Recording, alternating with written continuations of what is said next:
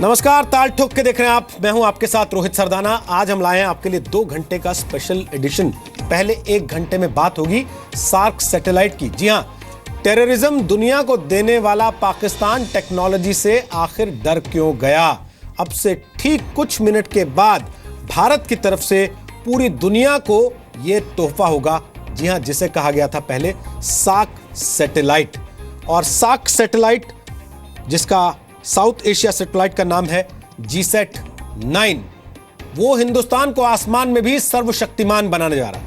आंध्र प्रदेश के श्रीहरिकोटा में Satish Dhawan space centre से यह सैटेलाइट लॉन्च होने वाला है। सर्वशक्तिमान हम इसलिए कह रहे हैं क्योंकि इस मिशन में सार्क देशों के 6 साथी अफगानिस्तान, भूटान, नेपाल, बांग्लादेश, मालदीव और श्रीलंका भारत के साथ हैं। और ये तस्वीरें आप इस वक्त देख रहे हैं, ये सीधी तस्वीरें हैं इस वक्त जो हम आपको दिखा रहे हैं श्रीहरिकोटा स्पेस सेंटर से।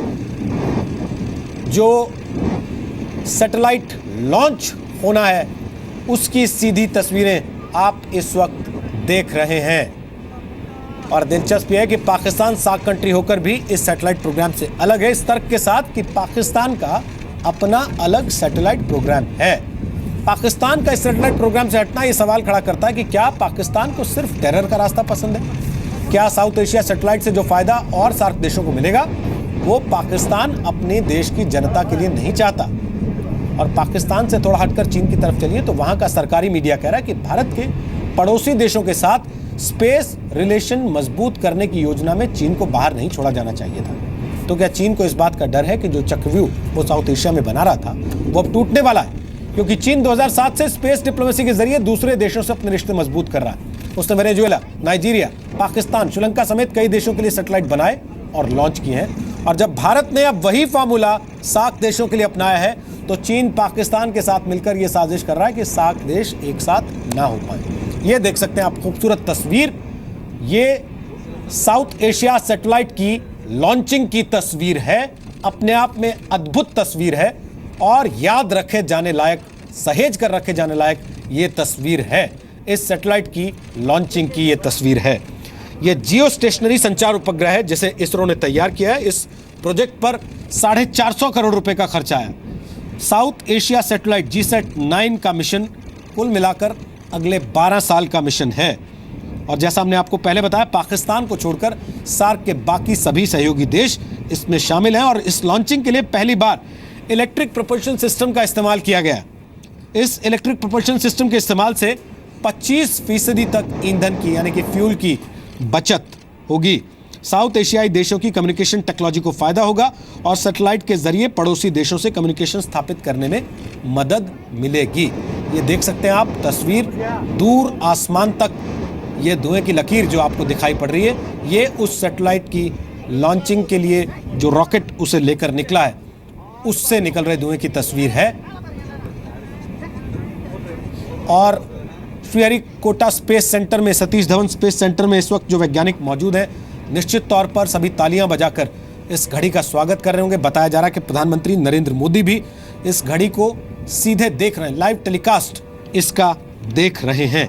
लेकिन इस सैटेलाइट लॉन्चिंग के सिर्फ वैज्ञानिक मायने नहीं है, इसके राजनीतिक मायने भी हैं, इसके राजनयिक मायने भी हैं, यानी कि डिप्लोमेटिकल इसके अपने इम्प्लीकेशंस हैं, मैथमेटिक्स है। और उसी पर आज हम बात भी करेंगे। 2 घंटे लगातार आज ताल ठोके का स्पेशल एडिशन होगा। आपको बता दें, CB देवगन साहब हमारे साथ हैं, प्रेसिडेंट है स्पेस फाउंडेशन, एमेच्योर एस्ट्रोनॉमर है, ऑब्जर्वेशनल एस्ट्रोनॉमी, एस्ट्रोफोटोग्राफी में 25 साल से ज्यादा का उनका अनुभव है। अक्सर आप उनको टेलीविजन चैनल्स पर भी देखते रहते हैं, उनके कॉलम्स भी पत्र पत्रिकाओं में विभिन्न पढ़ते रहते हैं। स्वागत है आपका CB देवगन साहब आज जी न्यूज पर। अचल मल्होत्रा हमारे साथ आ गए, वो पूर्व राजनयिक हैं, 2012 में इंडियन फॉरेन सर्विस से रिटायर हुए, आर्मीनिया, जॉर्जिया में भारत के राजदूत रहे, फिलहाल विदेश नीति पर यूनिवर्सिटीज में लेक्चर देते हैं और कंसल्टेंट भी हैं। BK त्यागी हमारे साथ हैं, वो साइंटिस्ट हैं, विज्ञान प्रसार में South Asia satellite launching program से भी वो जुड़े रहे हैं। और ब्रिगेडियर रिटायर्ड अमृत कपूर हमारे साथ हैं, डिफेंस एक्सपर्ट हैं, पाकिस्तान के साथ 1971 के युद्ध में उन्होंने हिस्सा लिया, रक्षा से जुड़े मुद्दों पर बेबाक राय रखते हैं। और वेल अवध हमारे साथ हैं, वरिष्ठ पत्रकार हैं जो कि साउथ एशिया के देशों से जुड़े मामलों पर अच्छी पकड़ रखते हैं। वॉर रिपोर्टर के तौर पर कश्मीर, अफगानिस्तान और वेस्ट एशिया में वो लंबी कवरेज का अनुभव भी रखते हैं। वेलवत, सबसे पहले मैं आप ही से सवाल पूछता हूं। पाकिस्तान ने कहा हमारा अपना अलग स्पेस मिशन है, सैटेलाइट प्रोग्राम है, हम इसमें पार्टिसिपेट नहीं करना चाहते, बाकी सार्क देश इसमें पार्टिसिपेट कर रहे हैं, तो क्या यह नहीं समझा जाना चाहिए कि पाकिस्तान अपनी आवाम को उन फायदों से महरूम रखना चाहता है जो फायदे बाकी सार्क देशों को मिलेंगे?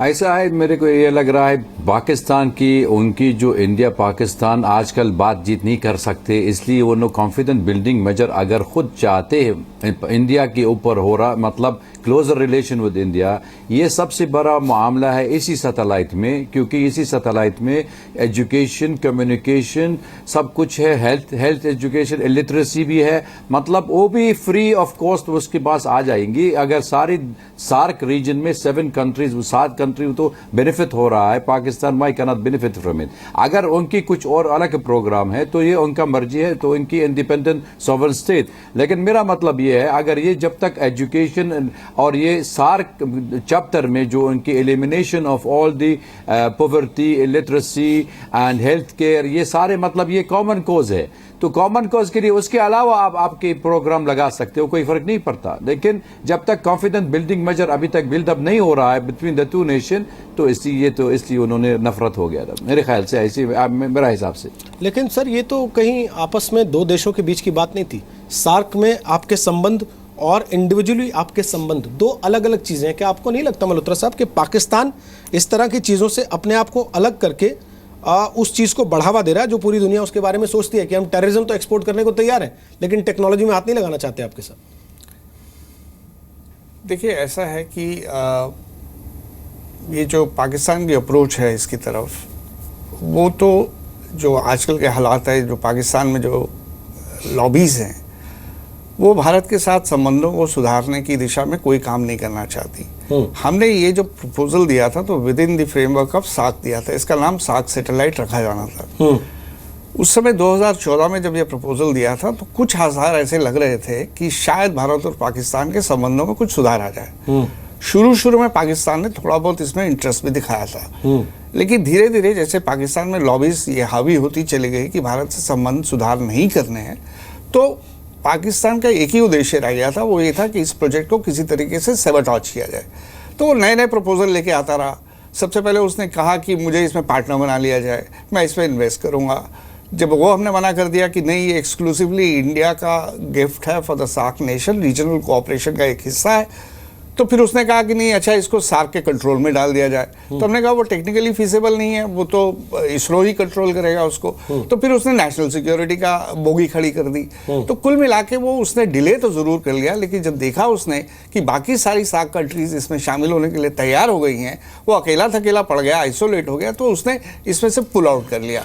लेकिन सबसे बड़ी बात जो ये है वो ये है कि भारत की जो इसमें सुप्रीमेसी है उसको किसी ना किसी तरीके से या तो वो तोड़ सके, जो वो तोड़ नहीं पाया। तो जब तोड़ नहीं पाया तो वो इसका साथी नहीं बनना चाहता सब। और इसमें तो कोई दो राय है ही नहीं है कि इस समय हमारे 2 देशों के बीच में स्ट्रैटेजिक, जिसे कहते हैं ट्रस्ट डेफिसिट, बहुत ज़्यादा है। और जब तक स्ट्रैटेजिक ट्रस्ट डेफिसिट बना रहेगा तो कोई किसी भी मीनिंगफुल कोऑपरेशन के होने का स्कोप नहीं है। एक दूसरी बात पर लगे हाथ ये कह देना चाहता हूँ कि भारत की पॉलिसी, जो मोदी जी ने स्पीच दी थी 2014 नवंबर सार्क समिट में, उन्होंने बहुत ही एक इम्पॉर्टेंट बात करी थी कि एक वक्त आ गया कि जो साउथ एशिया को इंटीग्रेट किया जाए, और ये होके रहेगा।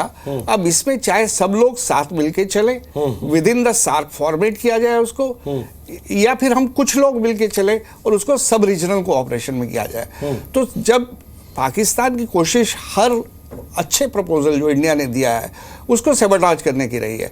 अब वो भारत ने कहा था कि एक सार्क मोटर व्हीकल एग्रीमेंट होना चाहिए, वहाँ पे भी उसने अड़ंगे लगाए। तो भारत ने क्या किया, उसने बांग्लादेश, भूटान, इंडिया और नेपाल करके एक मोटर व्हीकल्स एग्रीमेंट 2015 में साइन कर लिया। इसी तरह बिम्स्टेक जो है, bay of Bengal initiative for multi sectoral economic cooperation, वो भी एक किस्म का मैसेज है कि हम चाहते हैं साउथ एशिया इंटीग्रेट हो, सार्क मजबूत हो, लेकिन अगर कोई उसमें अड़ंगा लगाएगा तो उसको सैबोटेज करेगा, या वी कांट, ये सार्क की जो प्रोग्रेस है वो हॉस्टेज नहीं की जा सकती 1 या 2 कंट्रीज को छोड़ के। और पाकिस्तान जैसा हम जानते हैं चाइना का पिट्ठू है, तो चाइना भी नहीं चाहता किसी भी तरह से जो हमारी लीडरशिप है। देखिए ना, अब आपने एक सैटेलाइट दिया, 7 कंट्रीज आपकी डेवलपमेंट कोऑपरेशन का हिस्सा बनी, in a way they are obliged to you. आपने उनको आपका जो फुटप्रिंट्स है उन कंट्रीज में बढ़े, तो ये चाइना को हजम नहीं है। चाइना और ये जो पाकिस्तान का जो भी थोड़ा बहुत छोटा मोटा स्पेस प्रोग्राम है वो सब चाइना के दम पे है। ना तो एक सैटेलाइट वो खुद फैब्रिकेट कर सकते हैं, ना उसको वो लॉन्च कर सकते हैं। 5 सैटेलाइट चाइना ने बना के चाइना ने उनके बिहाफ पे लॉन्च कर रखे हैं। तो चाइना का जो स्पेस डिप्लोमेसी है वो हमारी डिप्लोमेसी से बहुत हट अलग है। मैं एक चीज़ बीके त्यागी साहब आपसे पूछना चाहता हूँ, आप जुड़े रहे हैं इस सैटेलाइट लॉन्चिंग प्रोग्राम से, इससे फायदा क्या क्या होगा सार्क कंट्रीज को जिसको पाकिस्तान मिस करे?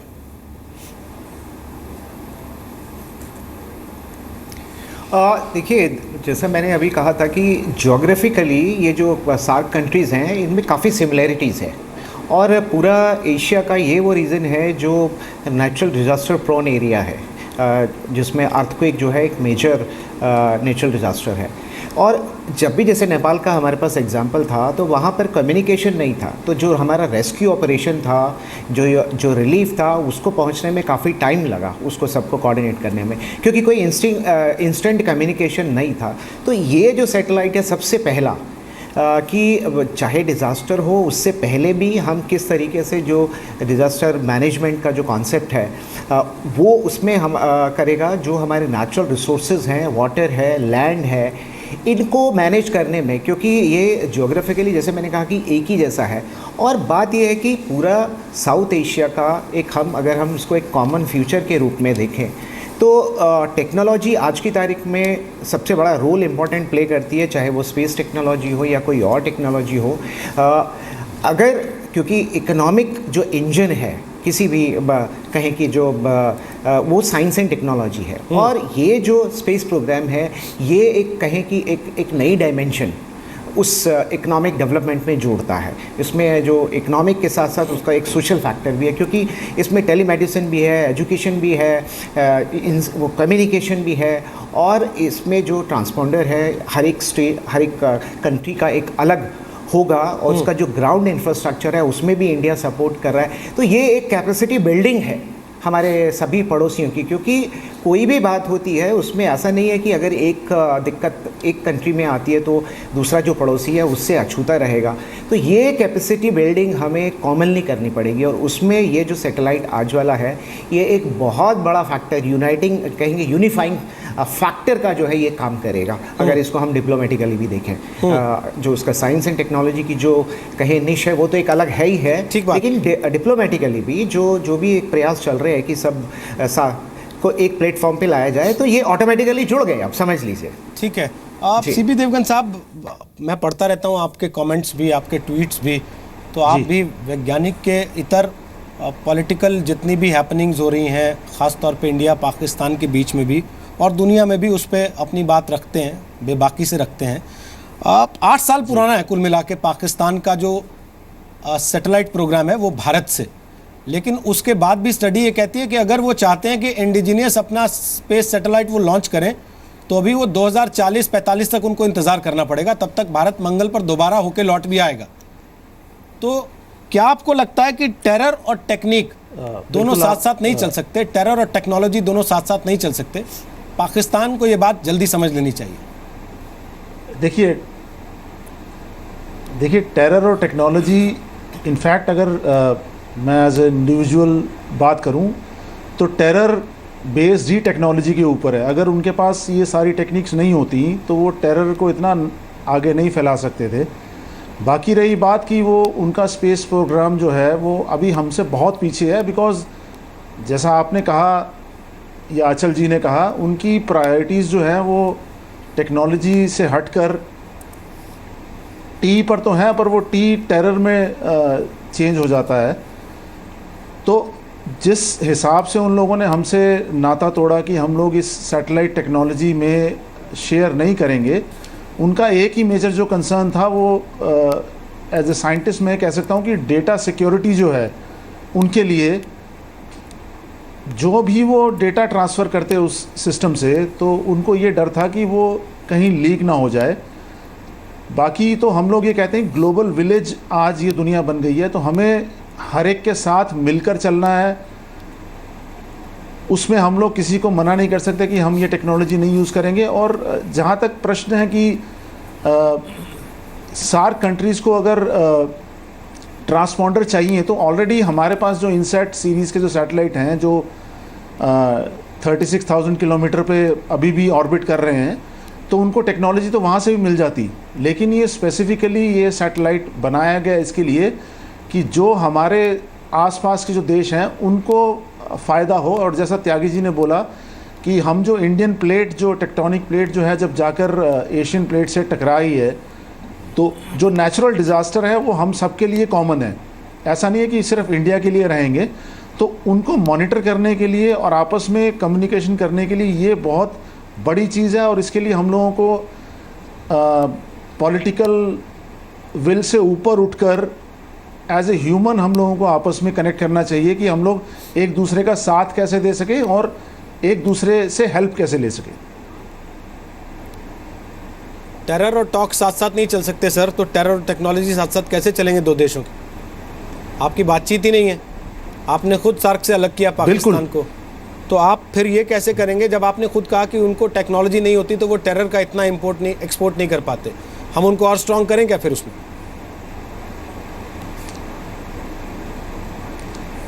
जब हम लोग उन्होंने खुद ऑप्ट कर लिया है कि हम लोगों को ये सैटेलाइट नहीं चाहिए, तो इसका मतलब ये है कि वो एक पर्टिकुलर एरिया में अपने आप को छोड़ रहे हैं कि इन केस कोई नेचुरल कैलेमिटी आती है तो हम लोग उनको ज़्यादा हेल्प कर सकते थे उस फील्ड में। लेकिन ये उनकी अपनी थॉट है कि हम लोगों को अलग रहना है, तो अलग रहकर जो उनको कॉन्सिक्वेंसेस झेलने पड़ेंगे तो उनको अपने आप ही झेलने पड़ेंगे। आप ब्रिगेडियर अमृत कपूर साहब, मैं आपसे जल्दी से एक कमेंट चाहता हूँ फौजी नज़रिए से। क्या आपको लगता है कि पाकिस्तान का सार्क प्रोग्राम से, ख़ासतौर पे इस सैटेलाइट प्रोग्राम से अलग होना, ये उस दिशा में एक बड़ा कदम है दुनिया के सामने रखने के लिए, जहां आप ये बता सकते हैं कि पाकिस्तान वाकई अलग है? इसको आप साउथ ईस्ट एशिया की पॉलिटिक्स में ना गिने, इसको आप साउथ ईस्ट एशिया की डिप्लोमेसी में ना गिने, इसको कम्प्लीटली अलूफ किया जाना चाहिए। देखिए, हमसे ये आमतौर पे पूछा जाता है कि पाकिस्तान के खिलाफ आजकल जो समस्या चल रही है क्या उपाय किए जाएं।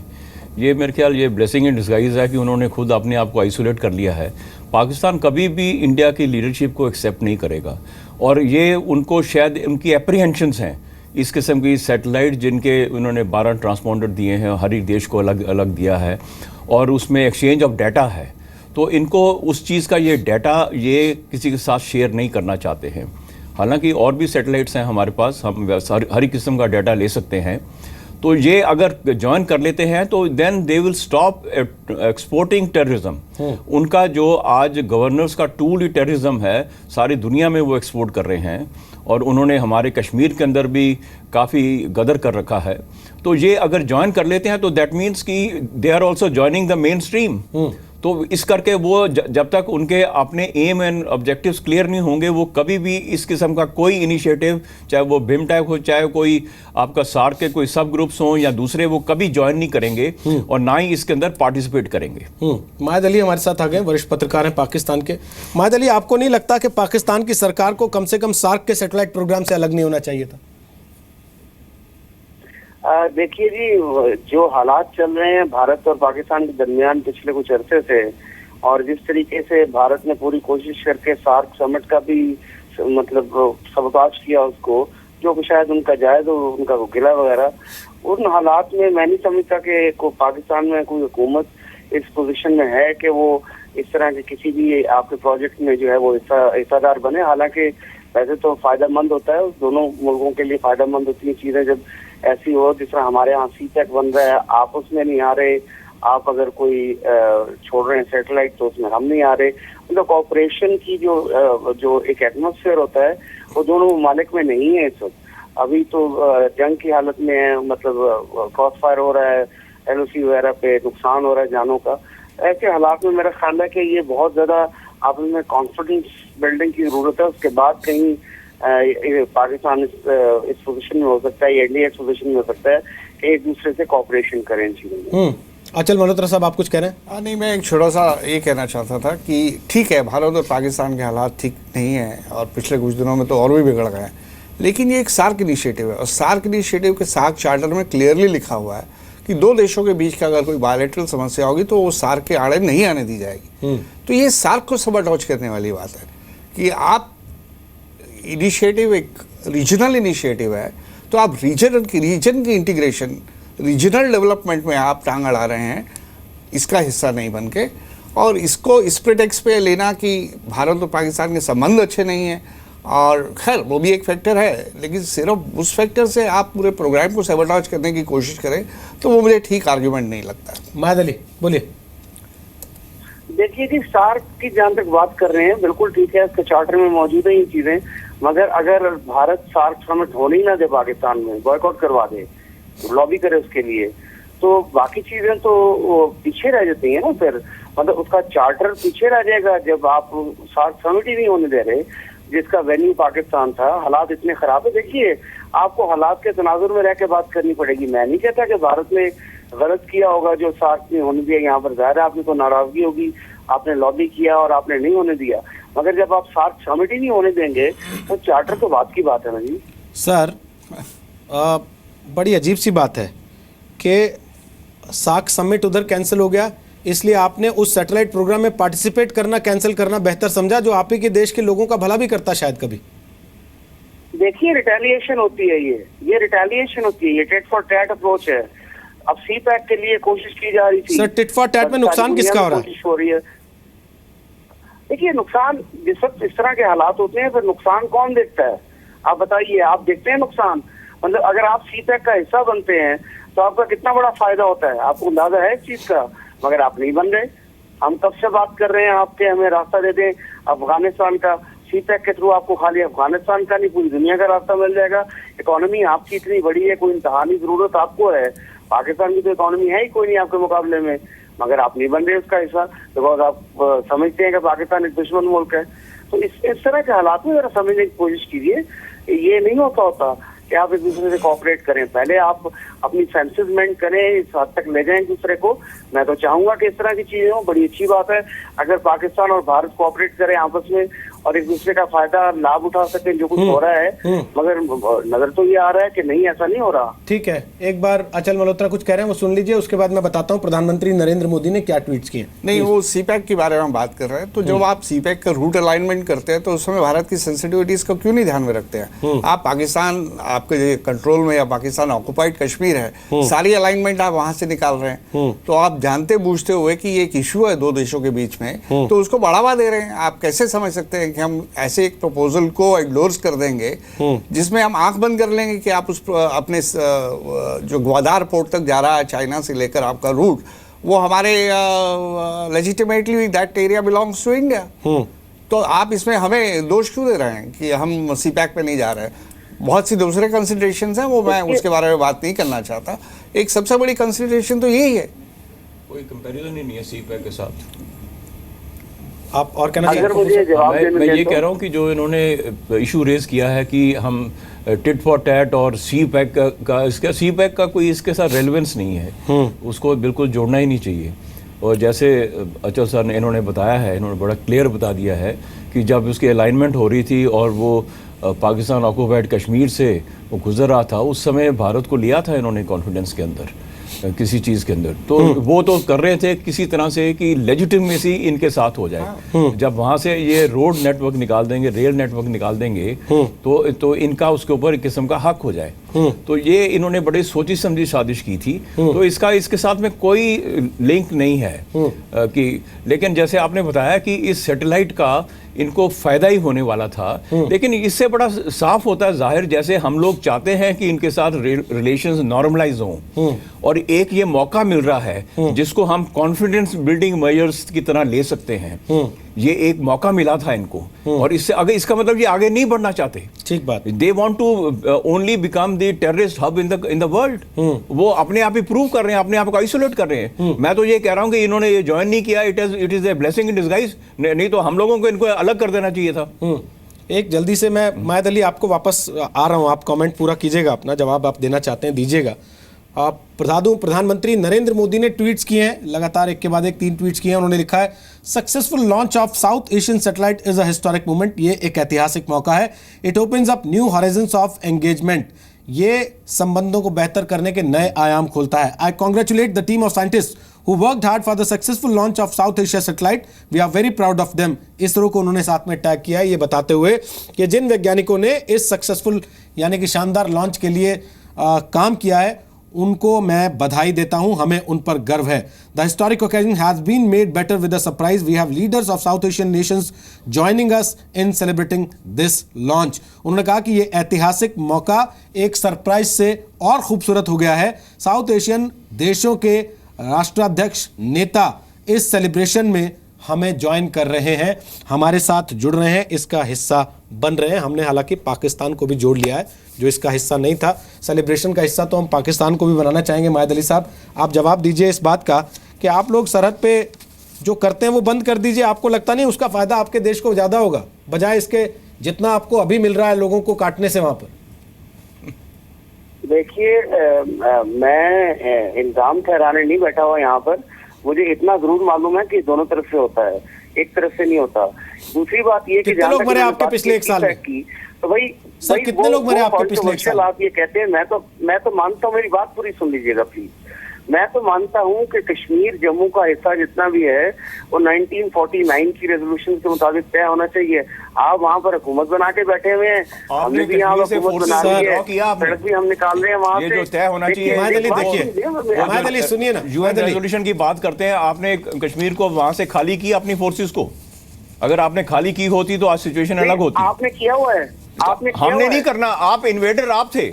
आप पढ़िए ना यूएन रेजोल्यूशन पढ़िए पहले यूएन ऐसे इसको मिसकोट मत कीजिए। आप लोग सारे फोरम्स के अंदर इसको मिसकोट कर रहे हैं। तो मैं पढ़ देता हूं, उसके अंदर बड़ा क्लियर लिखा हुआ है। मैं पढ़ देता हूं। हम लोग तो वहां पर ऑलरेडी थे। दोनों मुल्कों को अपनी आप इन्वेडर कौन था वहां पर? वहां पर रजाकार मुजाहिद किसने भेजे थे पहले? आपकी फोर्सेस, पाकिस्तान आर्मी की फोर्सेस श्रीनगर तक पहुंची थी वहां पर। तो आपको पहले विड्रॉ करना था कि हिंदुस्तान को करना था? गलत तकलीफ आप ना दीजिए लोगों को पैगाम।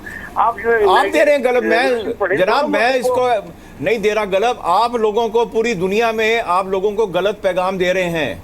जो यूएन रेजोल्यूशन है उसके कुछ शर्तें थी जो आपने उनको नहीं, उनके ऊपर पूरा अमल किया। सर, मेरा एक कहना ये है, चलिए आप एक काम करें ना, माहिद अली सुनिए ना, माहिद अली सुनिए ना, तो आपके कहने से पाकिस्तान आतंकवादी भेजना बंद करेगा यहाँ पे? आप एक काम कीजिए सर सुनिए ना, इतना गुस्सा करने कोई फायदा नहीं है माहिद अली, इतना गुस्सा करने कोई फायदा नहीं है। आप बेवजह अपना खून जला रहे हैं। आपको भी पता है सर, माहिद अली आपको भी पता है ये बात अच्छे से, इस सैटेलाइट लॉन्चिंग प्रोग्राम का हिस्सा पाकिस्तान रहता तो पाकिस्तान के नागरिक होने के नाते आपको भी उसका फायदा मिलता। हो सकता है आपको भी अपनी सरकार से नाराजगी होगी, गुस्सा होगा इस बात का। आप वो बातें टीवी पे नहीं कह सकते, मैं समझ सकता हूं, लेकिन मैं ये भी जानता हूं सर कि कश्मीर में फौज किसकी है, कहां तक है, कितनी है, किसका कश्मीर कितना है। आपके कहने से या मेरे कहने से वो तय नहीं होगा। मैंने तो बात ही नहीं की। सर सुन लीजिए ना, आपने शुरू किया ना कश्मीर की 49 के रेजोल्यूशन। सर मैंने तो केवल इतना कहा आतंकवादी भेजने बंद कर दीजिए, बेहतर चीजों का हिस्सा बनिए, उसमें ज्यादा फायदा कमाएंगे आप लोग। आप अभी भी इसी पे अटके हैं कि जम्मू में ये, कश्मीर में ये। 49 के हालात और अभी के हालात में जमीन आसमान का फर्क है। थोड़ा सा रुकिए, मैं आपको एक अच्छी चीज दिखाता हूं, अगर आप टीवी देख पा रहे हैं तो प्लीज सुनिए ना, सुनिए थोड़ा सा। माहिद अली थोड़ा सा रुकिए, सीबी देवगन भी हमारे साथ हैं, वो कमेंट करना चाहते हैं, बड़े वैज्ञानिक हैं, वो भी कुछ कहना चाह रहे हैं। उसके पहले सीबी देवगन आपके पास आऊं, एक बार मैं चेन्नई लेके चल रहा हूं, मेरी सहयोगी रेवती वहां पर मौजूद है जो कि इस सैटेलाइट लॉन्चिंग प्रोग्राम के दौरान वहां पर खड़ी हुई थी। हमने तो कैमरे से देखा है सब कुछ, रेवती ने अपनी आंखों से देखा है। अगर हमें कैमरे से इतना अच्छा लग रहा है रेवती, हमें यकीन है आपको सामने से देख के वो और ज्यादा खूबसूरत लग रहा होगा। ये कैसी फीलिंग है आप जब वहां पे खड़ी हैं और ये लॉन्चिंग हुई है तो?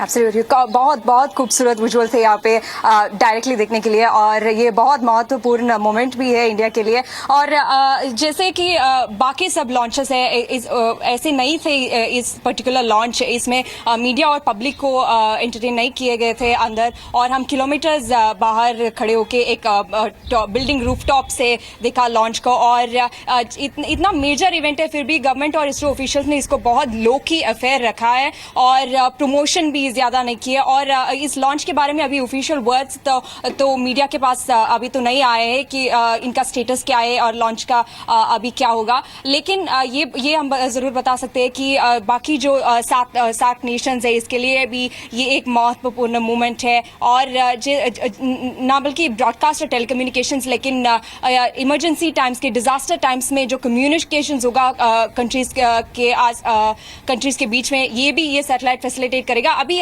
ये देखना है कि प्राइम मिनिस्टर नरेंद्र मोदी के ये सबका साथ सबका विकास जो मोटो है, ये कंट्री के, देश के बाहर लेने के लिए ये लॉन्च एक आगे बढ़ने का एक स्टेप भी है। और रिमेंबर 2014 के बाद प्राइम मिनिस्टर ने जो series of South Asian countries की विजिट्स किया, वो भी एक मिनिमम एक मिनी सार्क समिट के जैसे ही थे और बायलैटरल रिलेशंस को बढ़ाने के लिए थे। और इस लॉन्च से वो भी आगे चलेगा, ऐसा उम्मीद भी है। रोहित, बहुत बहुत शुक्रिया रेवती, बड़ी खूबसूरत बात आपने कही है। सबका साथ सबका विकास अब देश के बाहर भी जा रहा है, पूरी दुनिया में जा रहा है।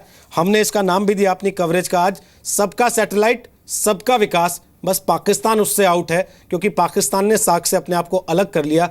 इस मौके का फायदा वो नहीं उठा पाया। सीबी देवगन साहब, सबका सैटेलाइट सबका विकास, आप कुछ कहना चाह रहे थे, आपने हाथ उठाया था बीच में, बोल सकते हैं आप अपनी बात।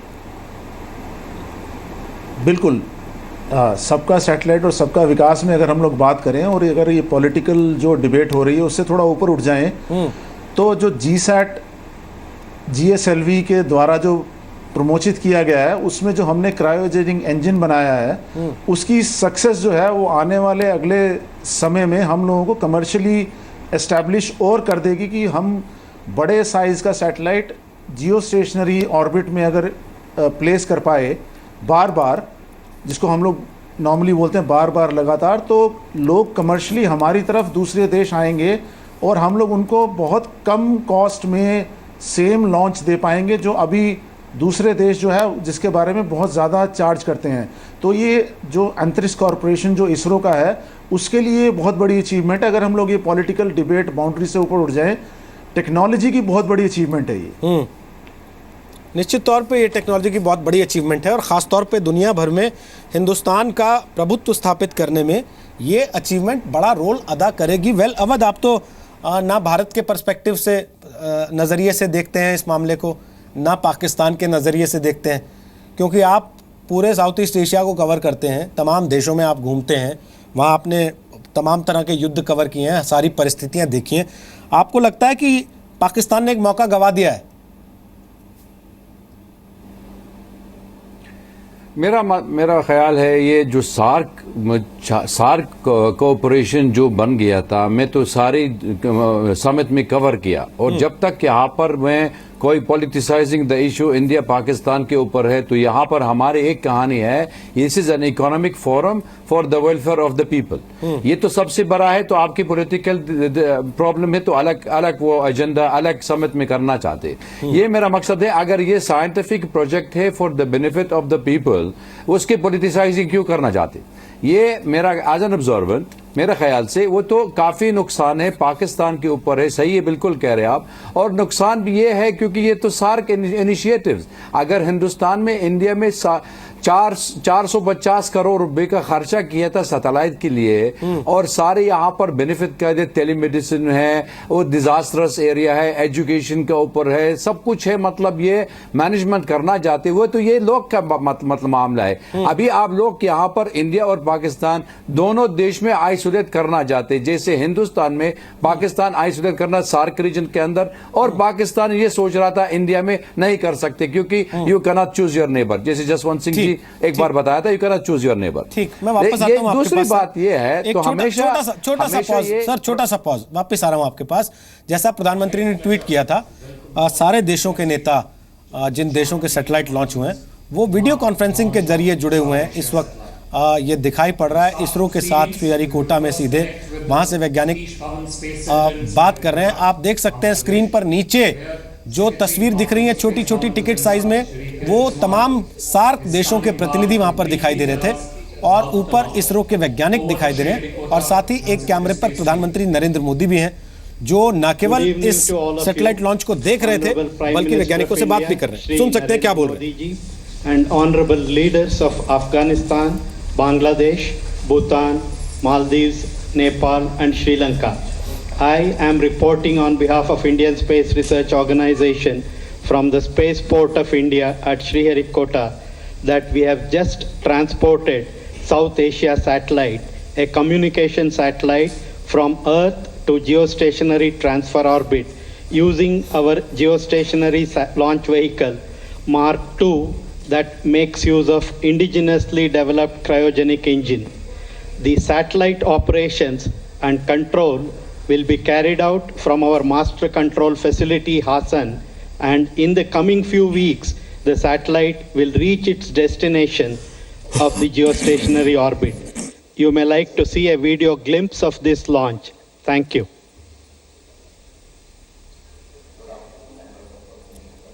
Down Space Center, the Spaceport of India. Launch of GSLV F-09 with South Asia satellite on board is the 11th flight of GSLV.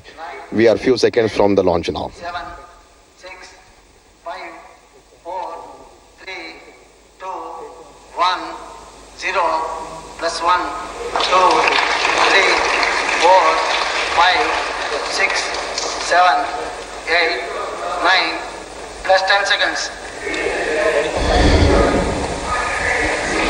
Plus 50. Heat shield, which protects the satellite during the atmospheric phase of flight, is expected to be separated anytime from now. The nominal time of separation is around 228 seconds. Heat shield has been separated at an altitude of 115 kilometers.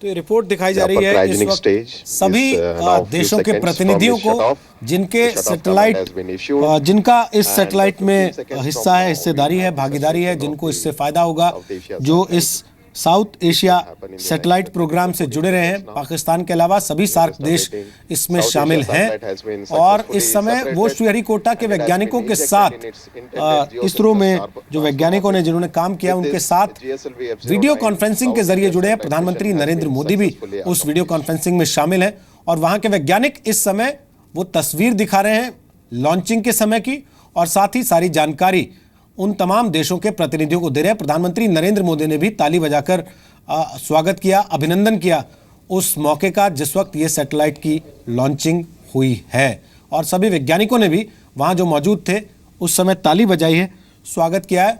आप BK त्यागी साहब चाहेंगे थोड़ा सा समझा दें आप जो बात लॉन्चिंग के समय अंग्रेजी में बताई जा रही थी वैज्ञानिकों के द्वारा, जो रिपोर्ट चल रही थी जिसमें दिखाई गई तस्वीर। इससे पहले प्रधानमंत्री नरेंद्र मोदी कुछ कह रहे हैं, आपको सुनवा देते हैं। जी, अब Bangladesh, his excellency prime minister Tshering Tobgay of Bhutan, his excellency president Abdulla Yameen of Maldives, his excellency prime minister Pushpa Kamal ji Nepal, his excellency president Maithripala Sirisena ji, ladies and gentleman, नमस्कार। Excellencies, today is a historic day for South Asia, a day without precedence. 2 years ago, India made a promise to extend the advanced space technology for the cause of growth and prosperity of our brothers and sisters in South Asia. The successful launch of the South Asia satellite marks the fulfillment of that. With this launch, we have started a journey to build the most advanced frontier of our partnership. With its position high in the sky, this symbol of South Asian cooperation would meet the aspirations of economic progress of more than 1.5 billion people in our region and extend our close links into outer space Excellencies, I am immensely grateful to my fellow leaders from Afghanistan, Bangladesh, Bhutan, Nepal, Maldives, and Sri Lanka for joining me today to celebrate this launch. I also deeply appreciate the strong and valuable support extended by your governments, without which this project would not have been possible. Our coming together is a sign of our unshakable resolve to place the needs of our peoples in the forefront. It shows that our collective choices for our citizens will bring us together for cooperation, not conflict. Development, not destruction. And prosperity, not poverty. Excellency, this is first of its kind project in South Asia.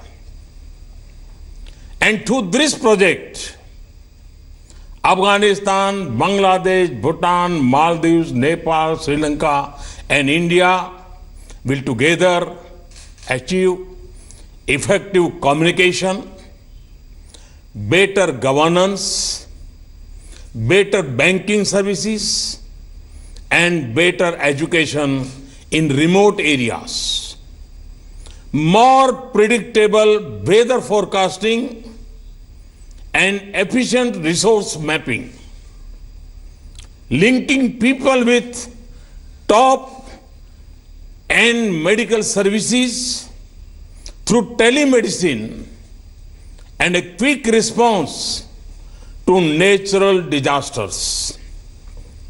Space technology will touch the lives of our people in the region. The satellite will provide services specific to individual countries as per their own needs and priorities, as also common services. In achieving this goal, I congratulate the space science fraternity of India, and in particularly the Indian Space Research Organization ISRO. The ISRO team had led from the front in developing the South Asia satellite as per the region's requirement and flawlessly launching it.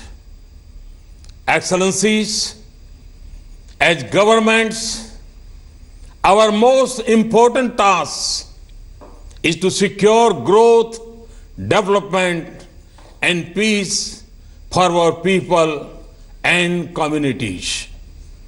And I am convinced that when we join hands and mutually share the fruits of knowledge, technology, and growth, we can speed up our development and prosperity.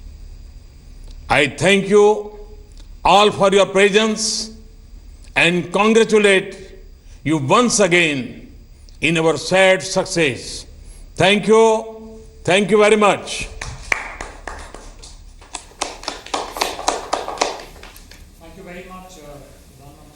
तो प्रधानमंत्री का संदेश तमाम राष्ट्राध्यक्षों के नाम, जो कि SAARC देशों के सभी राष्ट्राध्यक्ष इस कार्यक्रम को देख रहे थे, वीडियो कॉन्फ्रेंसिंग के जरिए जुड़े हुए थे, इसका हिस्सा बने हुए थे। प्रधानमंत्री ने कहा कि 2 साल पहले भारत ने जो वादा किया था वो भारत ने पूरा करके दिखाया है, और साथ ही उन्होंने सभी सार्क देशों के प्रतिनिधियों को इस कार्यक्रम के शानदार तरीके से पूरा होने पर बधाई दी है। अच्छा साहब, आप कुछ कहना चाहेंगे जल्दी से?